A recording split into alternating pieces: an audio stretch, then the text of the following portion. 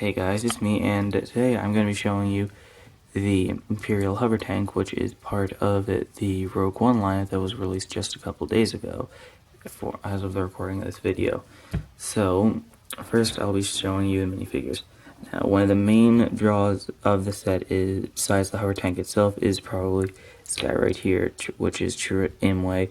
Now, a little background on what we know of the character. He is a Force user, not a Jedi or a Sith, just a Force user who is blind, and he has a little organization on the planet Jedha, which is where we meet, where we meet him first. So, little accessories that he has this crossbow-looking thing, pretty interesting, they'll never really seen. Like I do something like this. So we've started to see him with a bit more, so probably going to be using it. Then we got his staff, which it's got a mix of like kind of rod pieces and lights and the gunmetal lightsaber hilts. So maybe he's using lightsaber hilts from broken lightsabers to make his staff. I don't know. Now, he does have a double-sided face, so here we've got a kind of a smirk, and then we've got a more serious face, which is what I personally think looks better. Now the way that he has the eyes, it kind of looks like the Jack 14 figure that they made a little bit of a line of probably a few years ago.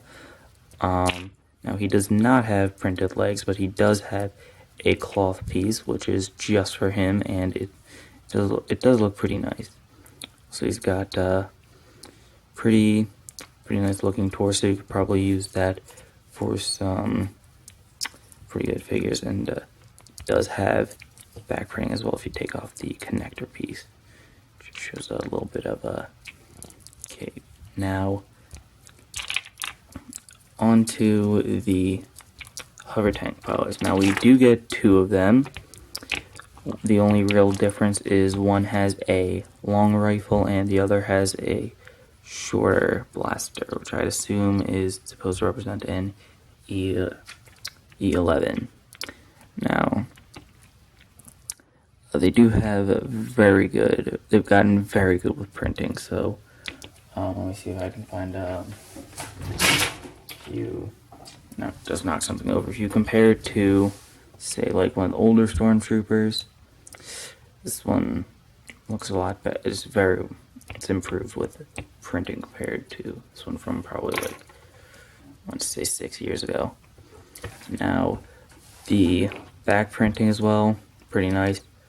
There's a lot of white on him except for his legs. Now, the one thing that I think you've heard just about everyone whine or bitch about it ever since they've started doing it is they've got an angry clone head from the realistic style clone troopers, which they've been putting in at like every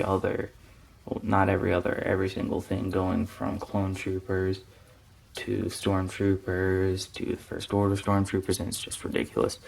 But yeah, so I guess if you wanted to, you could say these are elite clone troopers if you like doing stuff with the Clone Wars, but these are the Hovertank drivers, and they are probably the best looking troopers out of this way besides the Death Troopers.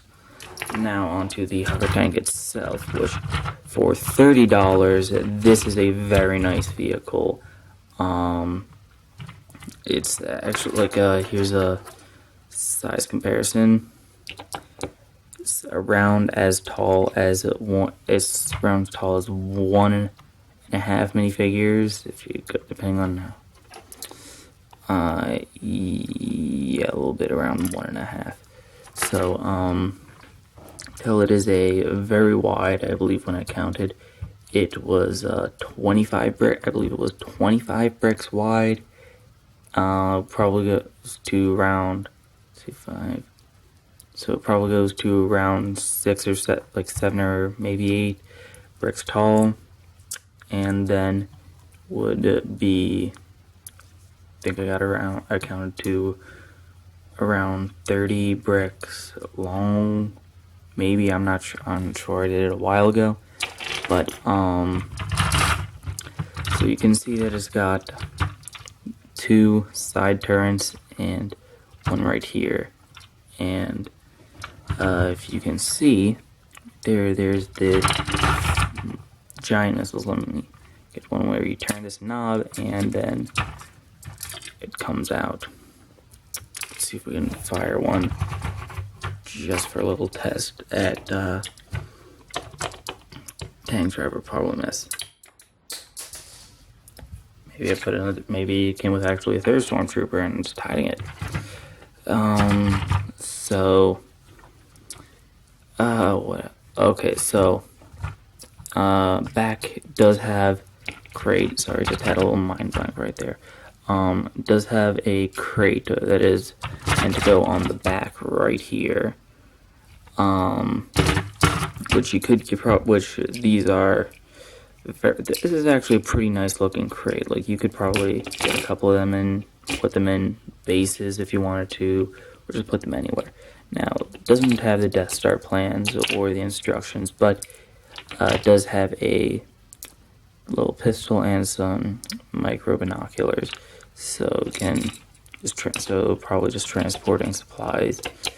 Let me just put it on there or it'll annoy me. So you can move both of these.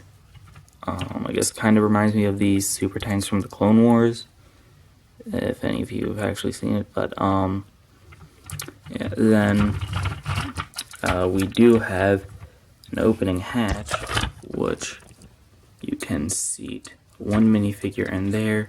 Then on here can sit another, which this is in universe supposed to open up, but Lego cannot actually do that. So let's see.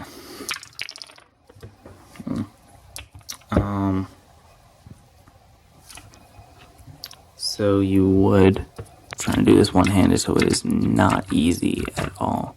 So you'd put one there, close this up, and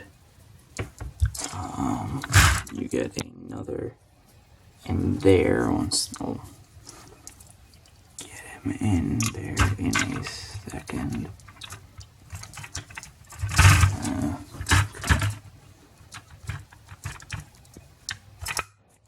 There. Now, there are little clips on the side and one thing on the top, which what you're supposed to do is put a rifle there, and then you could put any old blasters you wanted here, which this is actually really nice because having accessories around when playing with Legos, it is very annoying.